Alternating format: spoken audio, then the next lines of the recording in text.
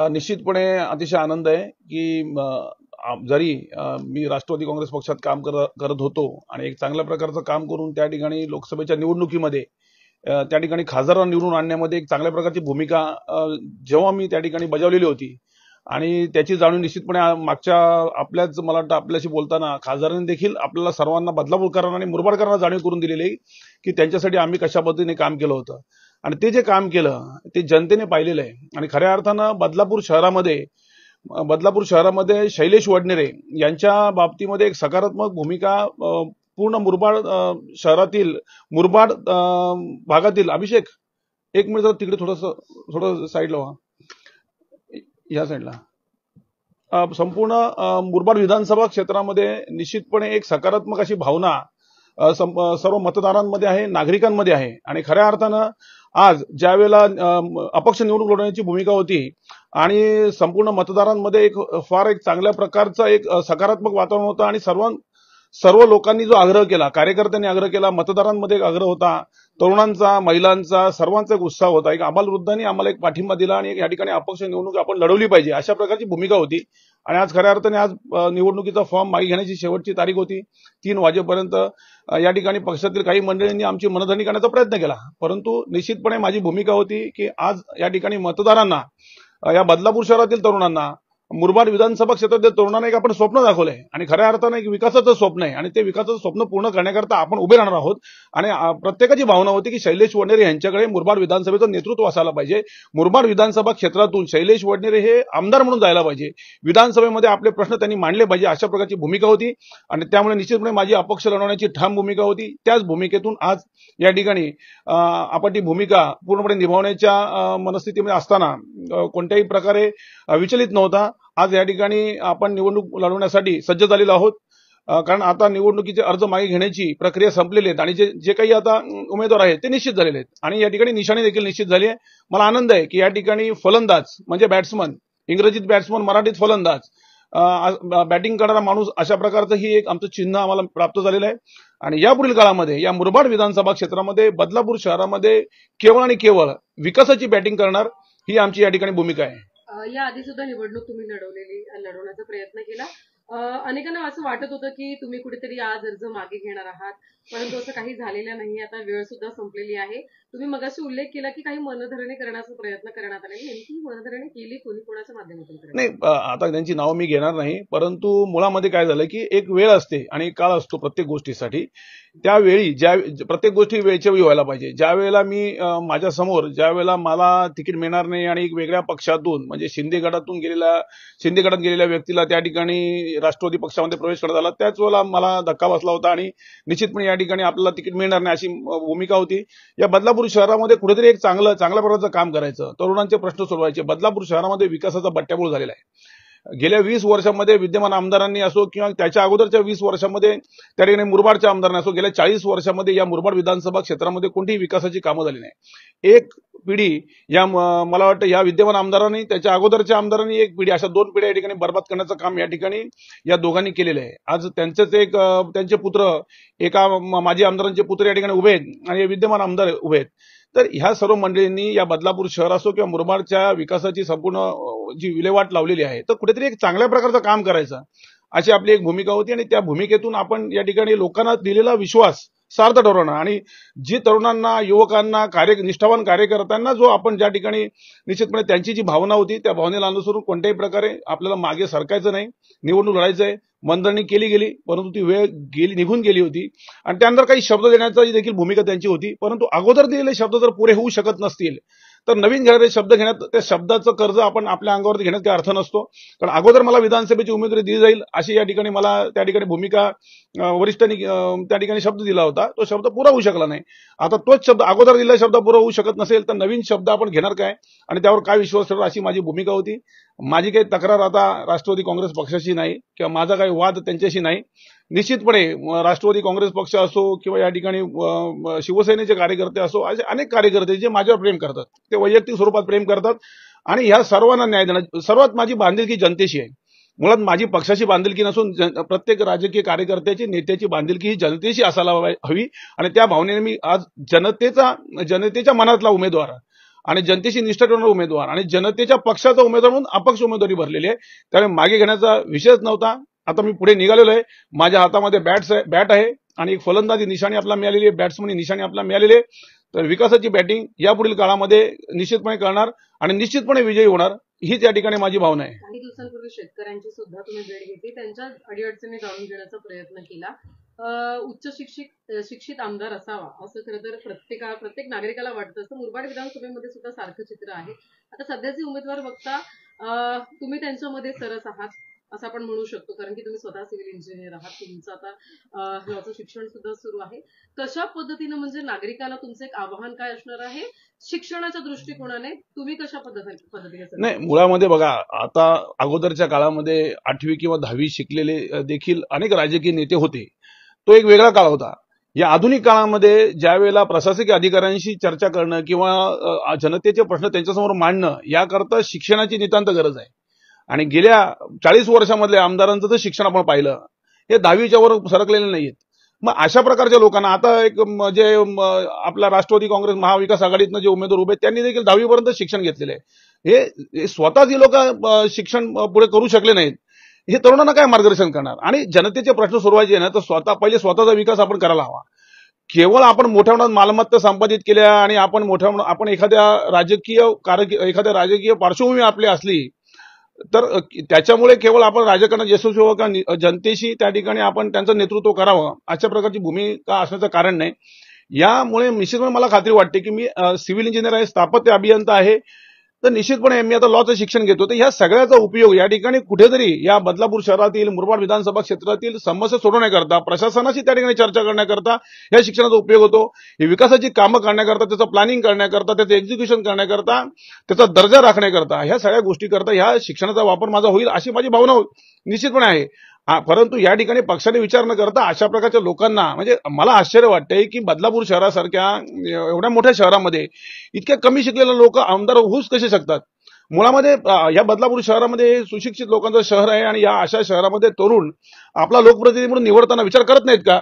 पण निश्चित माझी भावना आहे की जेव्हा मी स्वतःला पाहतो की मी निश्चितपणे एक गुणवान आहे, माझ्याकडे या सर्व प्रकारचं माझ्याकडे या सर्व गोष्टी असताना देखील मी निश्चितपणे विधानसभेची निवडणूक लढवली पाहिजे अशी भूमिका होती.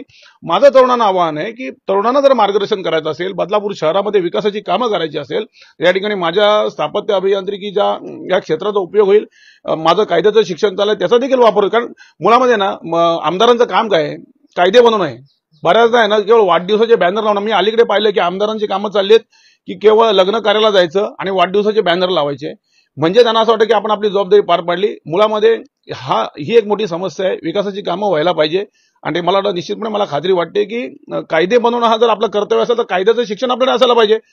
ज्याच्याकडे कोणतंच कायद्याचं शिक्षण नाही, मुळे ज्याच्याकडे शिक्षणच नाही, अशी माणसं ज्यावेळेला आपले लोकप्रतिनिधी म्हणून नेतृत्व करतात तेव्हा विकासाची वाट लागणार निश्चितपणे मला वाटतं ते ठरलेलं असतं. आणि त्याच माध्यमातून गेल्या 40 वर्षामध्ये मुरबाड विधानसभा क्षेत्रामध्ये अत्यंत वाईट परिस्थिती या क्षेत्राची आहे. या ठिकाणी विकास करायचा असेल ना तर निश्चितपणे माझ्यासारखा तरुण, सुशिक्षित तरुण, इंजिनियर तरुण, कायद्याचं शिक्षण घेणारा तरुण जर पुढे सरकला तर निश्चितपणे कुठेतरी कायापालट झाल्याशिवाय राहणार नाही. हीच माझी भूमिका आहे. त्यामुळे आता ही विकासाची बॅटिंग करायची आहे आणि या संपूर्ण मुरबाड विधानसभा क्षेत्राचा कायापालट करायचा आहे, हीच माझी भूमिका राहील. आणि तसंच माझं संपूर्ण या बदलापूर शहरातील आणि मुरबाड विधानसभा क्षेत्रातील सर्व मतदारांना माझं आव्हान राहील. गेल्या 20 वर्षात रोजगाराचा फार मोठा प्रश्न मतदारसंघात दिसून येतोय. आमदार कुठेतरी अपयशी ठरलेत असं वाटतं का प्रश्न सोडवण्यासाठी? पण निश्चितपणे सर्वच क्षेत्रात अपयशी ठरलेले आहेत. ही परिस्थिती आहे, सत्य परिस्थिती आहे. कारण बघा, बदलापूर शहरामध्ये असो किंवा मुरबाडमध्ये असो, पाण्याचा प्रश्न असो, विजेचा प्रश्न असो, रोजगाराचा प्रश्न असो, या ठिकाणी वैद्यकीय सुविधांचा प्रश्न असो, शिक्षणाचा प्रश्न असो, या कुठल्याच आघाडीवरती त्यांना कुठेपर्यंत यश आल्याचं दिसून येत नाही. मग ही जी परिस्थिती आहे आणि बदलापूरमध्ये जी एमआयडीसी असो किंवा मुरबाडमधली एमआयडीसी असो, या बंद पडण्याच्या मार्गावर आहे. आणि कुठेतरी या एमआयडीसीतल्या कंपनीच्या चालकांना या ठिकाणी या विद्यमान आमदारांचा पाठिंबा आहे. या ठिकाणी त्यांना त्या ठिकाणी कामगारांना कमी केलं जातं आणि त्या ठिकाणी कॉन्ट्रॅक्ट सिस्टमद्वारे त्यांच्या कार्यकर्त्यांची त्या ठिकाणी मला वाटतं उखळपांढर केलं जाते. तर निश्चितपणे या ठिकाणी या मुरबाड विधानसभा क्षेत्रामध्ये केवळ कार्यकर्त्यांचं उखळ पांढर होण्याकरता, ठेकेदारांचं उखळ पांढर होण्याकरता ही दोन मंडळी उभी आहेत. मला वाटतं ह्याला जनतेने नाकारायला हवं आणि खऱ्या अर्थानं जनतेचा मनातला आणि जनतेचा विकास करण्याकरता, शहराचा आणि मुरबाड विधानसभा क्षेत्राचा विकास करण्याकरता कटिबद्ध असणाऱ्या या शैलेश वडनेरला या ठिकाणी मतदान करा. आपली निशाणी या ठिकाणी बॅट्समन आहे, फलंदाज आहे.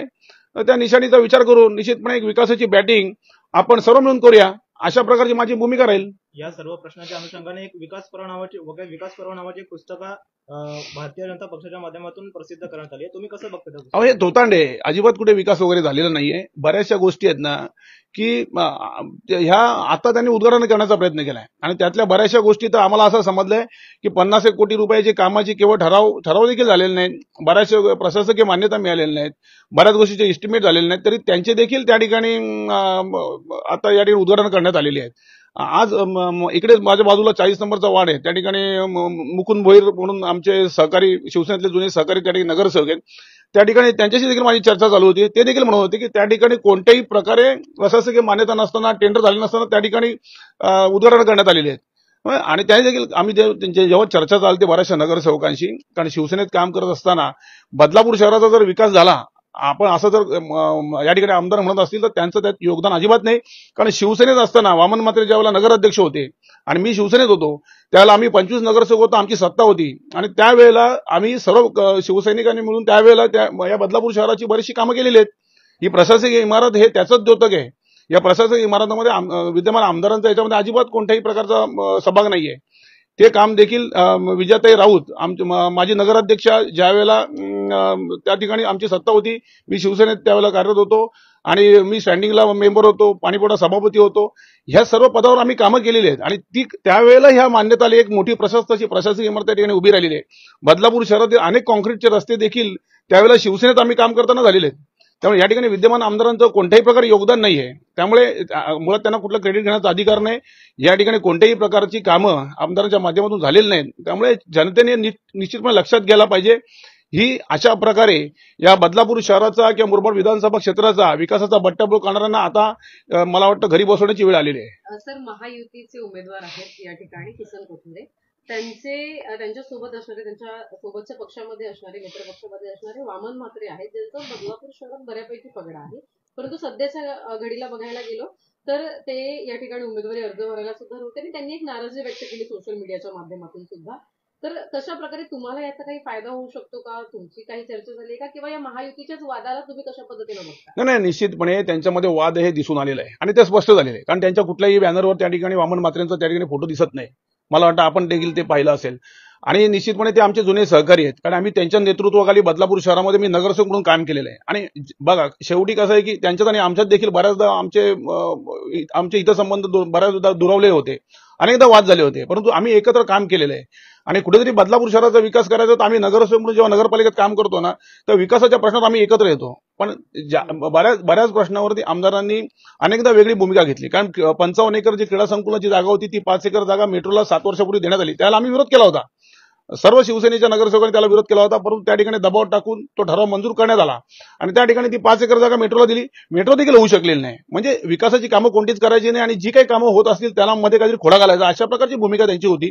त्या क्रीडा संकुल त्या ठिकाणी झालं पाहिजे अशा प्रकारची आमची भूमिका होती. आता हे क्रीडा संकुल आहे ते कोसळलेलं आहे. मला वाटतं कदाचित विधानसभेच्या पार्श्वभूमीवरती त्याचं उद्घाटन तरी करतील, ठराव तरी करतील, पण अशा प्रकारे कोणतीही भूमिका नाही. बदलापूर शहरातील कोणत्याही समस्यांशी विद्यमान आमदारांना देणं घेणं नाहीये. ही परिस्थिती आहे आणि जी काही बदलापूर शहरामध्ये रस्त्याची कामं झाली किंवा जी काही विकासाची कामं झाली त्याला आम्ही शिवसेनेत असताना, आम्ही सत्तेवर असताना त्या ठिकाणी वामन म्हात्रे नगराध्यक्ष होते, विजयताई राऊत नगराध्यक्ष होत्या, त्या ठिकाणी आपला जाधव त्या ठिकाणी आपला ते नगराध्यक्ष होते, त्या प्रियस जाधव नगराध्यक्ष होते. तर ह्या सर्व काळामध्ये त्यावेळेला ही विकासाची कामं झालेली आहे. आम्ही त्याला शिवसेनेत काम करत होतो, एकत्रितपणे काम करत होतो आणि आम्ही सर्व सहकारी आहोत नगरसेवक म्हणून. नगरसेवकांची भूमिका ही बदलापूर शहराच्या विकासाची असते आणि हे सगळे नगरसेवक आम्ही वेळोवेळी आम्ही भेटत असतो, विकासाच्या प्रश्नावरती चर्चा करत असतो.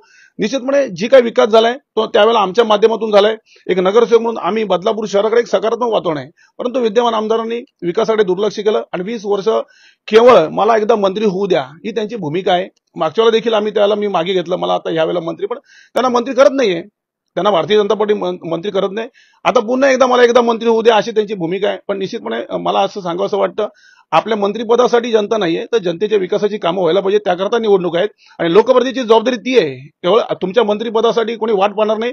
निश्चितपणे आता मला वाटतं निश्चितपणे खऱ्या अर्थानं तरुण उमेदवार म्हणून, सुशिक्षित उमेदवार म्हणून, इंजिनियर म्हणून निश्चितपणे मला या ठिकाणी बदलापूर शहरातील जनता साथ देतील, या ठिकाणची बदलापूर शहरातील नगरसेवक साथ देतील आणि बरेचसे जी राजकीय सामाजिक कार्यकर्ते माझे सतत माझ्या संपर्कात आहेत ते देखील म्हणतात की त्यांना खऱ्या अर्थाने शैलेश वडनेरेंसारखाच या ठिकाणी आमदार असायला हवा आणि शैलेश वडनेरे सारख्यांनीच त्या ठिकाणी मुरबाड विधानसभेचं नेतृत्व करायला पाहिजे अशी सर्वांची भूमिका आहे.